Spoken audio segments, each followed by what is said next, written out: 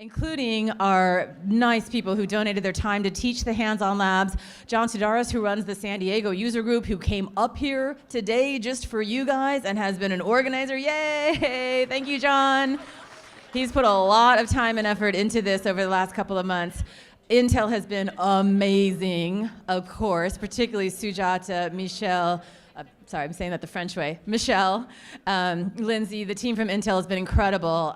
So thank you all for volunteering your time. Thank you. Today and for the last 2 months. And okay, tell me when you're ready. You ready? All right, so now I'm gonna ask everybody back there to keep your voices down because now we're at the important part and I don't want Sujata to have to yell. So, so I'm gonna hand it over to Sujata and when you're ready to go, we will start the timer.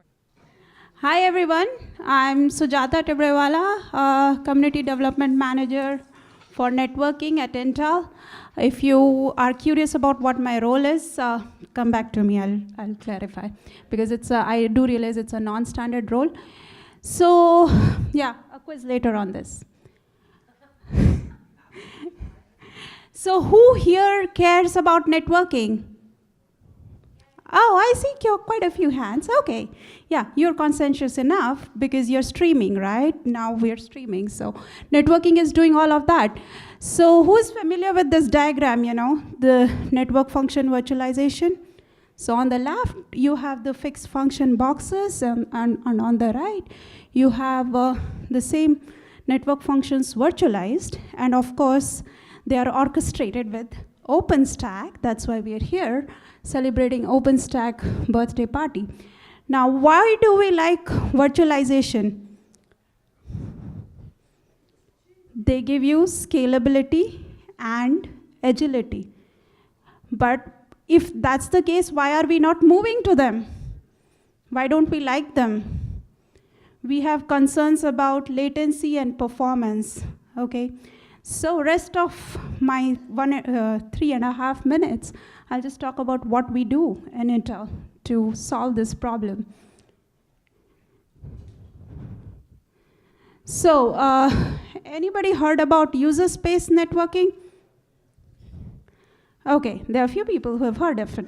So why is it important? So when the packet comes to your network interface card, that's the bottom green block here, it goes to your kernel space, and then it has to go to your networking application, which means there is a packet copy, there is a kernel interrupt which happens, so it slows down your networking application.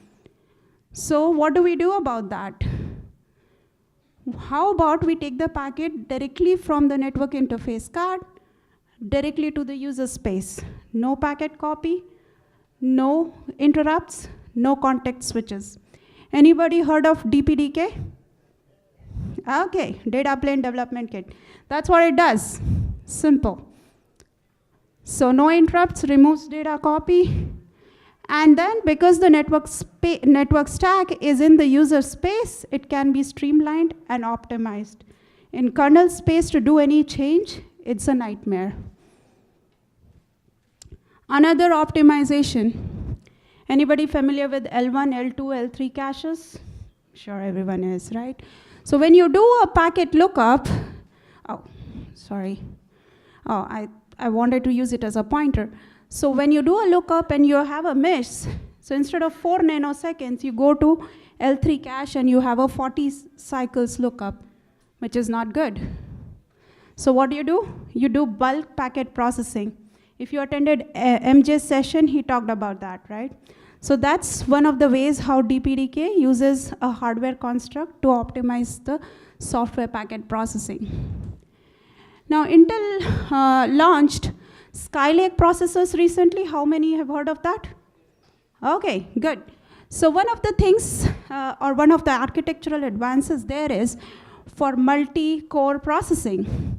So when a packet wants to come from one core to the other in the Broadwell or the architectures before the Skylake, they had to go from, pass from one core to the other, so that would add to the latency. So follow the green line. That's the path the packet takes from the core 0 to core n. Whereas in the Skylake architecture, you have a mesh. So you have a direct path for the packet. So that's the architectural advance that has been done now. So since I had very little time, I just gave a few examples of how we are doing packet processing optimization. So how many have heard of FIDO? Okay, so FIDO is a software switch which was open sourced by Cisco last year. Yeah, we have Sylvia here. Yay. Yeah. So they optimized the software switch on the Skylake architecture, and guess what? They have broken the terabit barrier. Anybody knows about software switches and performance, they know what that means. Okay, so with that, I'm done.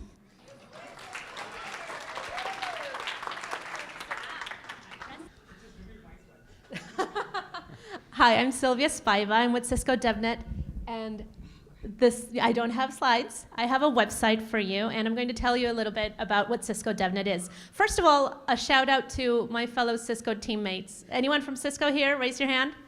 All right, welcome. Anyone specifically from Cisco Cloud? No? Oh, very nice. Okay, great. So before I joined Cisco DevNet, I was a social media manager for Cisco Cloud, and that's where I met many of you folks from OpenStack, and I know that's a fun bunch, and I really appreciate you having us here today. But I'm with DevNet now, and many of you have the brand new DevNet shirts. Who was lucky enough to get a shirt today in their size? Okay, great. Excellent. So if I could get you to go to developer.cisco.com and check out what we have there. What is developer.cisco.com? It's the home website for DevNet. And if you've been to Cisco Live, or if you've been following what our new leadership has been talking about, it's really about taking Cisco from just a hardware company into software, and we need to have programmability into everything that we do. So when you go to our website, when you go to DevNet, we should have the APIs and the training material and the conversations we'd love you to be a part of for cloud, collaboration, enterprise networking, security. It should all be there. And if it's not, if there's anything else that you'd like to see, please let us know, because we're still a pretty new team and we're growing that community. So for those of you who got your shirts, that's awesome. If you'd like a shirt, go ahead and register. You can look up cs.co/7bday and register, let everyone know you were here today. And please also follow us on Twitter at Cisco DevNet. Again, we're very new and we want to grow this community. We want you to be part of it. Thank you so much.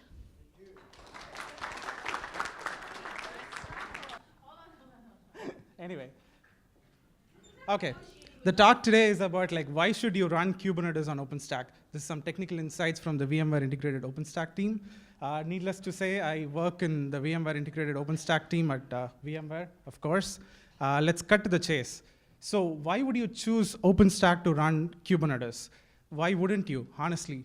It's been 7 years, and we have a wonderful community that we have built here. Kudos to all. Congrats, and clap your hands. I can waste 5 seconds on that. Anyway. In OpenStack, seriously, in OpenStack, you have everything that you need to build. Your production-grade Kubernetes cluster. Let's see why. Okay, that's not working. Okay. Is it serverless? No, right? Oh yeah. So why should you choose OpenStack to run Kubernetes? Let's see why. Reason number 1: easier deployment. Actually, it says reason number 4 on the slide, but why should George Lucas have all the fun, right?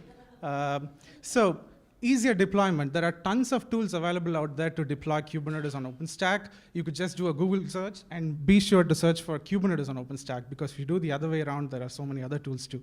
So there are tons of tools to deploy Kubernetes on OpenStack. You could use some of the native tools to deploy, or you could easily build a custom installer. You could hack it up. It's pretty easy to do that. And reason number 2, the control plane flexibility. If you are building a production-grade Kubernetes cluster, then there are a lot of chances that you need it to be highly available and highly scalable, right? And with OpenStack, you could leverage a lot of OpenStack services to build this architecture to pull this off. It's very easy to do that by using OpenStack.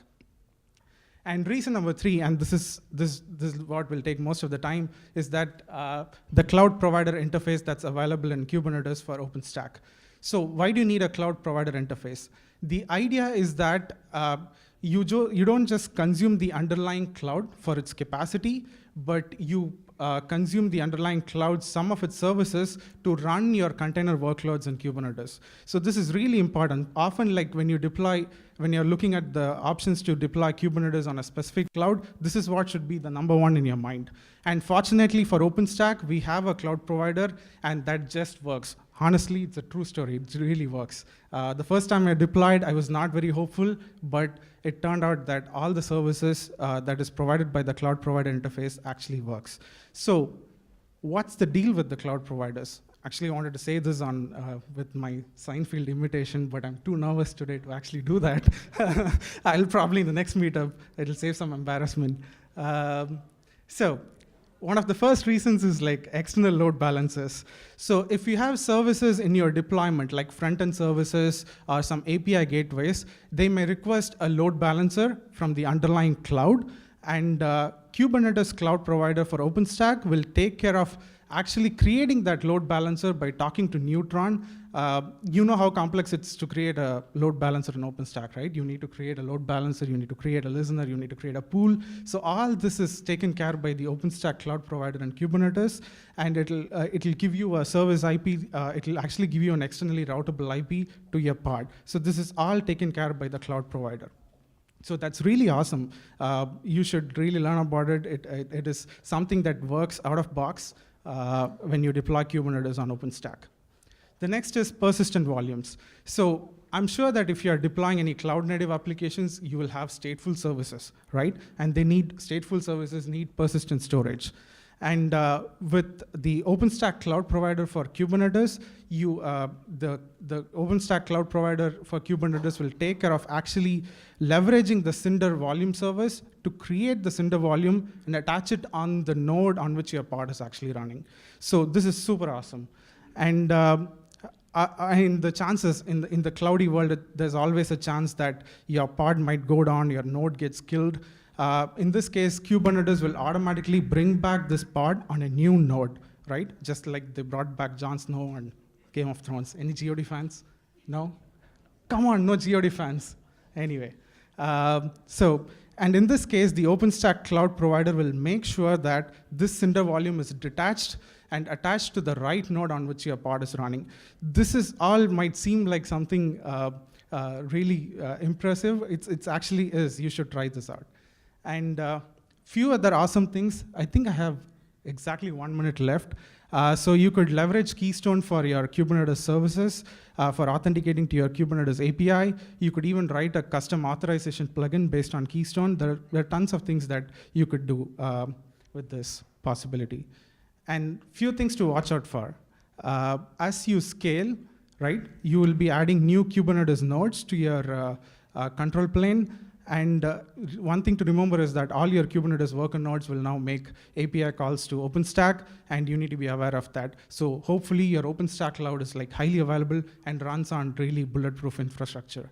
And lastly, Kubernetes plus OpenStack, it's a powerful combination to run your container workloads. Thank you. Thank you. All right, so my name is Billy Field with Trillium Data. And what we do is we provide OpenStack data protection, backup and recovery. And what I'm going to show you today is from the tenant space, what we provide from a resiliency perspective, okay? So the good thing about Trillium is from the tenant point of view, we've integrated seamlessly into Horizon. We also are up with a full REST API and CLI. But from a tenant space, looking at the protection and recovery schemes, from a Horizon perspective, you jump into the projects. We expose a brand new tab called Backups. And as a tenant, I can go ahead and identify my workloads, right? So my application workloads. In this scenario, I have a gold, silver, and bronze, and I've defined my recovery point objectives as a 4-hour, 12-hour, and 24-hour RPO. And what we do at Trillium is we get the whole entire application blueprint of the cloud, everything from the networking stack all the way down to the Cinder volumes configurations in DataStat. So Again, at the tenant space, what I can do is if I go and look at a service level agreement that I've defined, Silver, what you'll see here is I have a 3 VM workload that is comprised of my application set. And what I do is, here's my points in time of that, like I said, the cloud footprint of that protection scheme, okay? So each one of these points in time is a fully formed image that sits in QCOW2 format. And what that means for us at Trillium is we can instantly access it for any purpose at all, from a recovery standpoint, from a file and folder level recovery standpoint, okay? And when I dive into what these points in time look like, looking at the metadata point of view, we capture, again, everything from the network perspective, so the virtual NICs, the IP addresses. We go across the top there with security group capture. We go grab the VM flavors from Nova, the volume types, the networking, everything nuts to soup there within the cloud.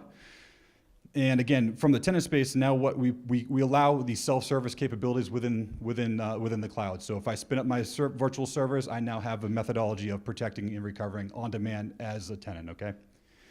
So once you define the workloads and you get everything under management, diving back into the workloads, I can then offer up the reverse of the backup, which is the recovery. And if I come back in and dive into the snapshots, we offer a couple different interactions. Number one is I can do a full-fledged in-place recovery, so I can take that cloud at that point in time, blueprint all the way down to storage, restore that back into production as if I didn't lose it at all. I also offer a one-click restore, which allows you to take volume configurations and volume types and overwrite just the volume structures back into production, preserving the VM UUID and all the context of the VM. I can do a selective restore, which maybe my restoration process has to do with not back in place, but maybe I want to put it into a different region or a different availability zone altogether with different parameters, different network, different volume types, different compute perspectives. So selective restore allows you to do that. And everything I talked about today is VM level, VM level, VM level, but we offer an instant mount option that allows you to take the virtual machines, mount just the volume structures to a file manager that we offer, and basically extracts all the volume types so I can peruse through a web-based front or SSHFS. I can use SCP to get volume structures, files, folders, and then copy that back into the source location or dedicated target location I want to provide. That's pretty much it. I mean, there's nothing really super bedazzling about backup and recovery, so we're the only one in the space that does it. And again, we're OpenStack tenant level backup and recovery, and I've got a minute left, so we're good on time. Thanks, guys. Thank you. Yeah. Okay, thanks everyone. I'm going to talk about getting storage right, specifically for clouds. We are at a birthday party for OpenStack. There we go. So last year we hosted the 6th birthday party, had a great time. When you're done listening to all this talk, we can bust out the cupcakes and start partying down. So just to move through it pretty quickly, storage is a critical part of any cloud deployment. In my career, I've talked to hundreds of folks who've deployed OpenStack environments, and people who should have not failed have actually failed. And being kind of a storage nerd, I think a lot of the reasons why they've had trouble is because their storage system couldn't do what they needed to do. It couldn't deliver the performance. It couldn't meet the needs of the users. They had cost issues. You know, the users are really actually very, very important. Sometimes it's data loss, and ultimately, if you don't get this part right, you end up with a project failure, which nobody wants to see. And I think it's unfortunate when that happens for everybody. So key factors to consider when you're looking at storage, especially for cloud environments, is around performance. And performance is not just about how fast it can go. There's a lot of buzz in the storage industry about flash storage and can you get like 10 million IOPS in a single U appliance. That's actually nice to have, but you really want to think about latency as well. So when you're testing and evaluating storage, make sure you evaluate what latencies it can deliver.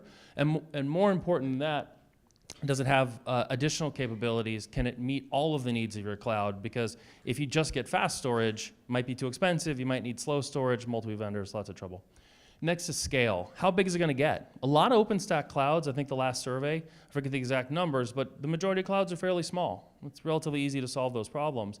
If you do plan to get bigger, those are bigger problems to solve. And you really need to think about what happens when I get to my 100th rack. What am I going to do? What kind of solution do I have for that? The agility piece is also important because as you noodle through the technology, the people that operate this stuff at scale will tell you, depending on your solution, you might not be able to add a little bit of storage because there's pain. Maybe you need to add a whole bunch at the same time. Swift has this when it's rebuilding its rings. You have to be very mindful about what does it mean, how agile, can I bring in another class of service and so forth. The operations piece, we talk about day one, talk about day two in the industry. Operations, of course, is super, super critical. If you can't make it work, it doesn't matter. It doesn't matter how fast it goes. You could have a great, one of my cars is a Triumph. I don't know if people know about British cars. Fun car. I don't drive it because I'm afraid I'm going to get somewhere and have to walk home. It doesn't matter how fast it goes. You need to make sure it works. And then, of course, cost. Can you take advantage of the trends on media, take advantage of the trends on hardware? Intel is talking about their Skylake, the Pearly systems. They're unbelievably fast. You want to get that stuff into your critical environments as quickly as possible. How do you do that? How long is it going to take? So what if there is a system, this is vendor time, right?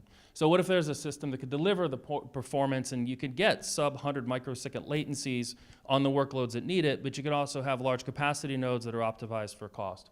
On the scale side, it can grow to petabytes between mixed systems, mixed vendors, which is another major problem at scale. Is you used to buy Dell, and boss comes in and says, we're not buying Dell, we're buying HP now. How do you address that within the solution? And then that agility piece, to be able to automatically onboard new classes of service. How do you move data between the systems? The timer turned off. Between the systems, so that you know that this workload is always going to be in the right spot. Is it a migration? Is that a user problem? Amazon just now got that feature working.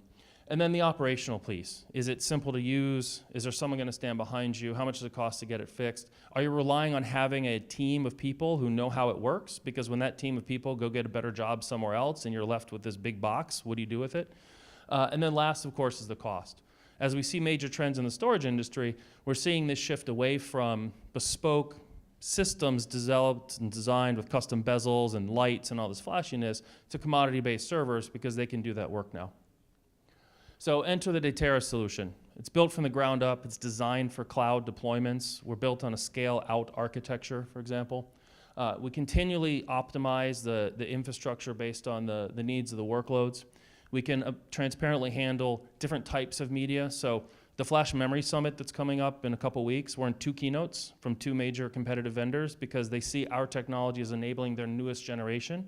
But we can also deliver high-capacity nodes and hybrid for the mixed workloads. So policy-based management is critical and seamless integration with OpenStack, VMware, containers, and one code base. Thank you. Oh, thank you. Thank you, Bill. Okay.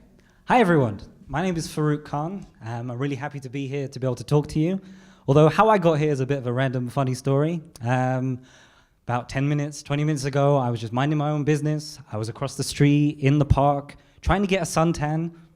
And this guy comes running up to me and says, hey, I will give you $5 and some cupcakes if you run across the street with me and do a presentation on OpenStack. So before I could even say open what, he threw me in the back of a van, drove me over here, and here I am. So while I am here, I thought I might as well talk to you and give you some Ceph architectural goodies that I've learned from my time talking to partners, talking to various customers as well. Stay tuned, because at the very end, I'll also tell you how you can win a home that is also part of the Rackspace raffle. That's right, I said a home. So what the heck is Ceph? Ceph is a software-defined storage platform that is fantastically scalable and can back Nova, Cinder, Swift, Glance, and even Keystone. And it's rising to popularity very much so. Now, how many networks are recommended to use for Ceph? 2 of them. Why? Because on the front end, you need one for reads and writes. On the back end, where Ceph is particularly chatty, you also need one to be able to handle things such as node additions, replication, heartbeat, and also, if a node fails, for Ceph to be able to rebalance. So all of that takes a lot of CPU, a lot of I/O. It's very important to be able to separate out your networks in order to mitigate that from happening. Go. How many nodes should I actually start with? Good question. So rather than have that happen, 5 is generally where I see a lot of customers, a lot of partners go with. That's a good baseline, and there are many reasons for that. which I'm happy to go through after this, because I don't have very long to talk. Generally, the themes are around performance, they're around scalability, and also redundancy within the Ceph cluster. So bear those in mind. And what about the node configuration? Well, there's a few things to consider there. Firstly, Ceph is very write intensive, so you want to make sure that you use SSDs and the write intensive SSD models of that vendor. Intel, Samsung, many vendors have some great ones. Pick the ones that are right for you. And when it comes to then matching that to a good OSD and journal ratio, you want to say about 1 journal to about 4 to 5 OSDs. That's a good production start, and then scaling from there. Failure domains is another thing to think about in terms of physical redundancy. So this is whereby taking a physical node out of the cluster and putting that in a separate rack, giving yourself another level of availability, as long as you ensure that you size the top of rack switches correctly to give you enough cabinet to cabinet throughput.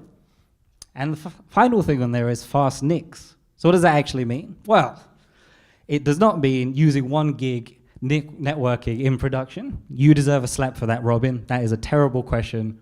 Nobody likes you, and Batman should be slapping you. Now, if your customers ask you that, do not slap your customers. I am not condoning violence by this slide. I'm merely saying to you, tell them to use 10 gig. 10 gig networking inside your environment for a Ceph cluster is where you should begin. As more options become available for 25, 50 gig NICs, as they become more cost effective, then you can scale up accordingly and benefit from that too. What about the actual storage? So how much storage do you need? Think about that by the amount of replicas you have. If you have 3 replicas, or even 2, then that's how many times over you need to times your storage. So if I need 10 gigs of storage, usable, I actually need 3 times that amount if I have 3 replicas to give me the 30 inside my cluster. So bear that in mind as you're going through and sizing your environment. So finally, let's look at the actual 2 types of storage pool in Ceph. One is replicated. We've been talking about that throughout. The other is erasure coded. So the replicated side, as you can see, very durable, very easy to recover from. Erasure coding in comparison, still durable, not maybe as much, but certainly more cost effective. What you have to remember is to balance that cost effectiveness with what your users actually want. And if you have a high I/O cluster, for example, erasure coding may not be the best choice for you. Last few things. So as you know, prizes to be won still in the raffle. There's also one at the Rackspace table, like I said, which is a home. Now, for those of you getting your hopes up that it was an actual home, I'm sorry, we live in San Jose and that's not happening. So this is a Google home. Just go to that table and you'll be able to do that. Last question. Where are the cupcakes? Thank you very much. Happy birthday, OpenStack. Thank you. Jim from Randus. So consuming clouds and cake, what is this guy going to talk about for 5 minutes or less?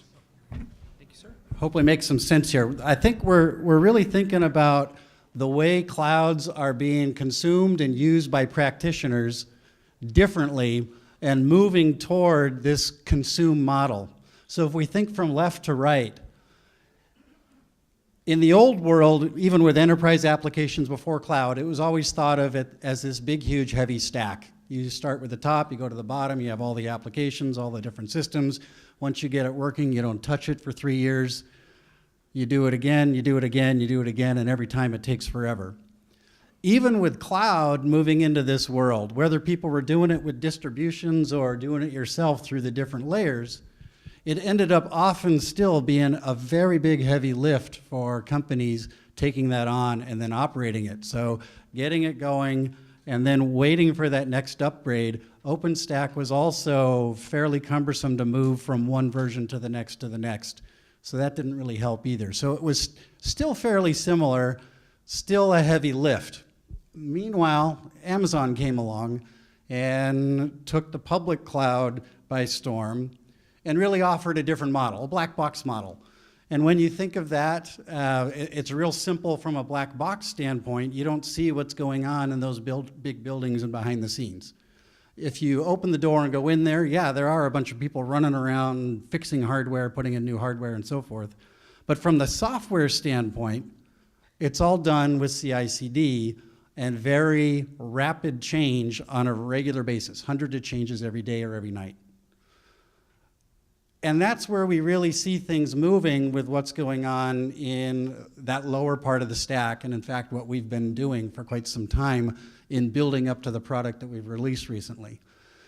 So bringing all these services together with OpenStack, which we've had for quite some time, Kubernetes more recently, rich SDN, storage as well, Linux, but being able to have that in a CI/CD consumption model drastically changes how the cloud can be operated and simplifies it, particularly for day 2 operations.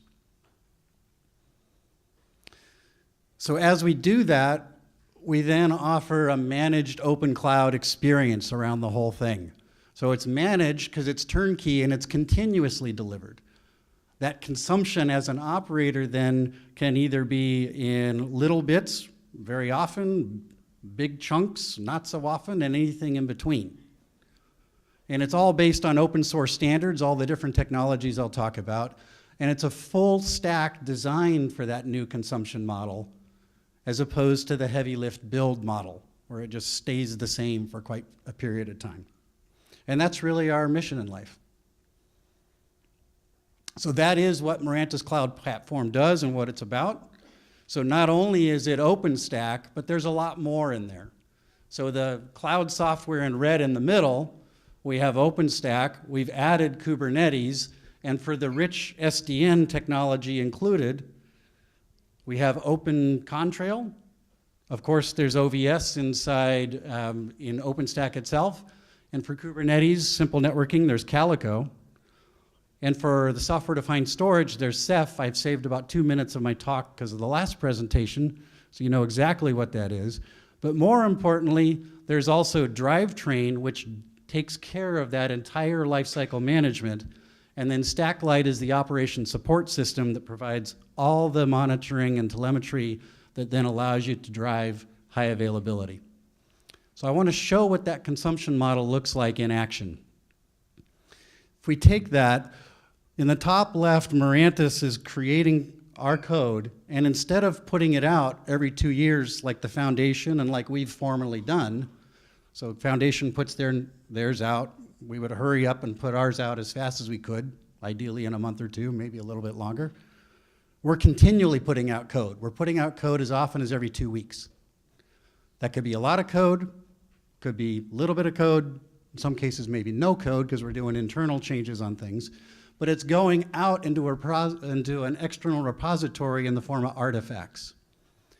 So then the way that that's consumed is on premises, the customer has Drivetrain, and that Drivetrain is a full pipeline based on open source technology, often the same tools that people are using up at the PaaS or application platform level. So we can use that same methodology, that same technology for cloud consumption and innovation down in the cloud itself. So as we take a config change or a code change, it's coming through Garrett, through Git, through Jenkins. The entire cloud infrastructure itself is modeled in reclass, and then Salt is what's pushing it into the cloud. I'm done.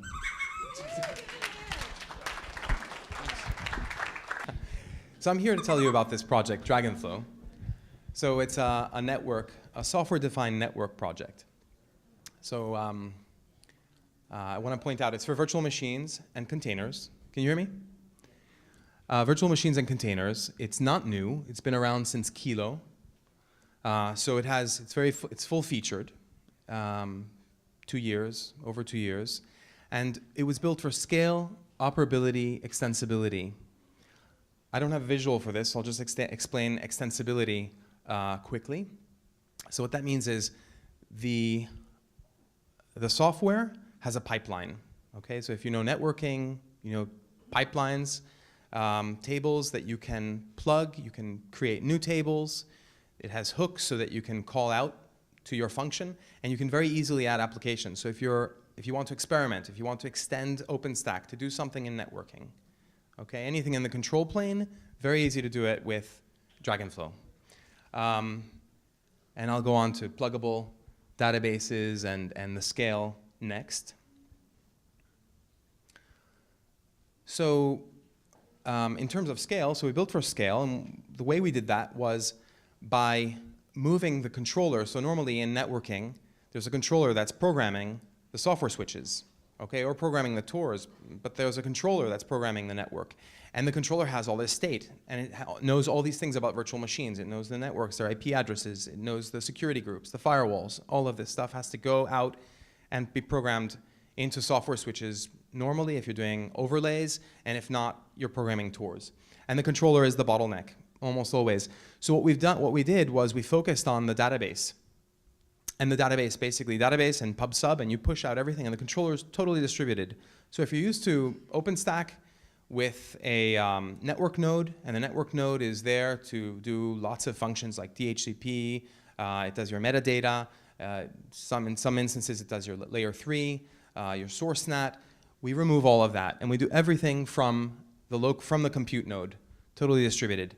Now I'm going to talk about pluggability of the database for a second. Why is it important to have a pluggable database?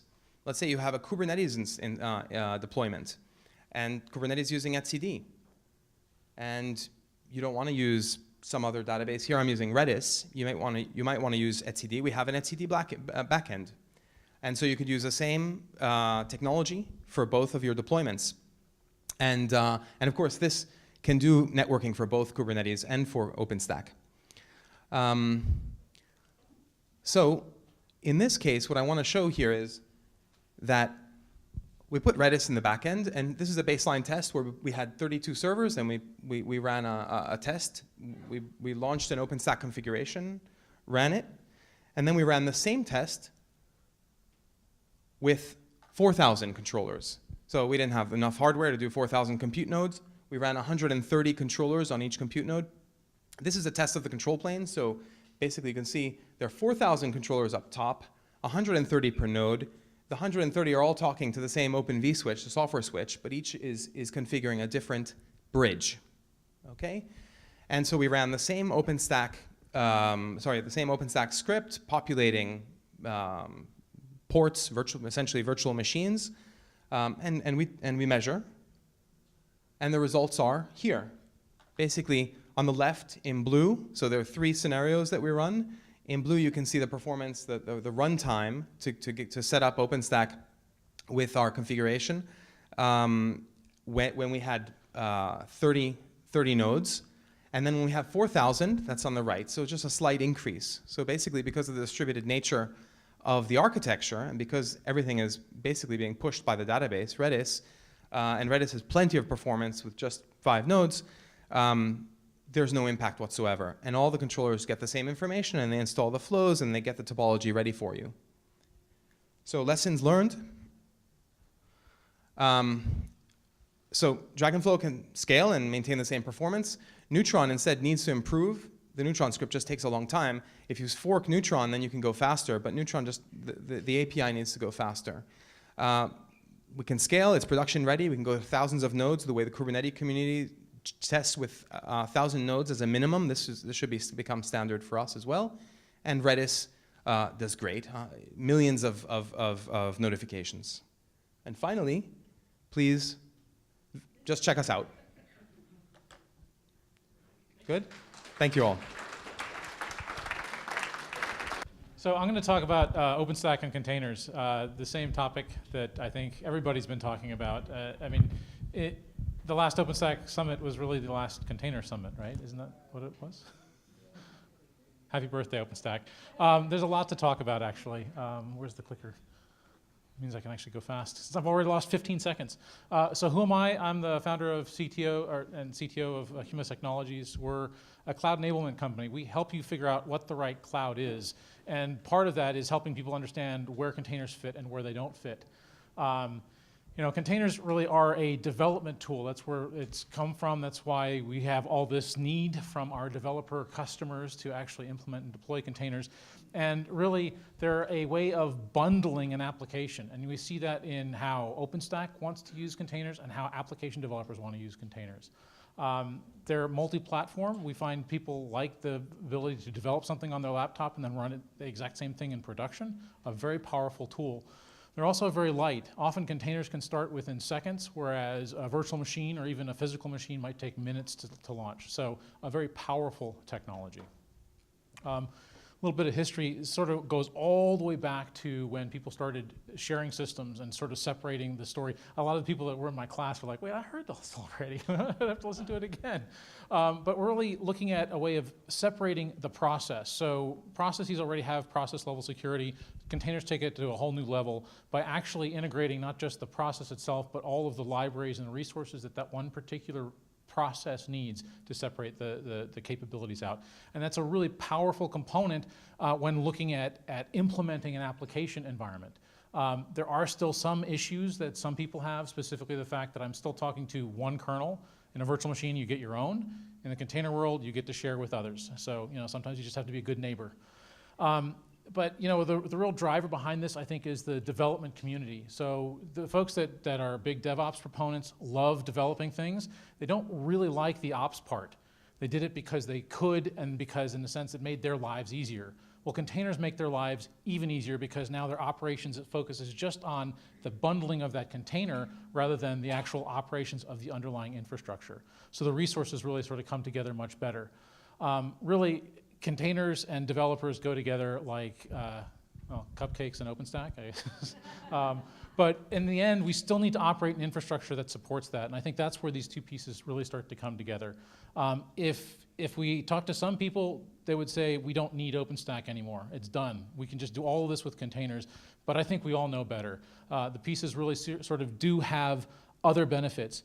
At the base level, we heard earlier that there are some really nice integrations even between some of the container operating environments like Kubernetes and an underlying OpenStack. I still need load balancing. I still need VPN. I still need DDoS protection. I still need storage. And accessing all these services is really one of the things that OpenStack has brought to bear as a very flexible, simple technology. It's something that we can all leverage. So there are really two parts to the story, though. Right, because there are containers running on OpenStack being able to leverage OpenStack, and there's also OpenStack running on containers. And we're seeing interesting use cases in both environments. In terms of OpenStack supporting containers, deploying Kubernetes on top, deploying Docker Swarm on top, deploying the next great thing on top from the container world, there are a number of technologies like Magnum, fun, that should have been Zune, and certainly, you can also just use VMs and another application like an Ansible tool or Chef or Salt, et cetera, to actually deploy containers on top of that environment. But OpenStack is another interesting use case for the container environment because OpenStack in and of itself is a distributed application. If the benefits of containers make sense for application developers, why would it not make sense for an OpenStack end user, an OpenStack application deployer? So really, we can look at a couple of technologies. Now I'm going backwards and forwards too much. The couple of technologies, the Kala project, and specifically now the Kala Kubernetes project for actually leveraging the container infrastructure, whether just containerizing the applications and deploying with Ansible, or actually using Kubernetes to deploy those containerized components and deploying an OpenStack service in that fashion.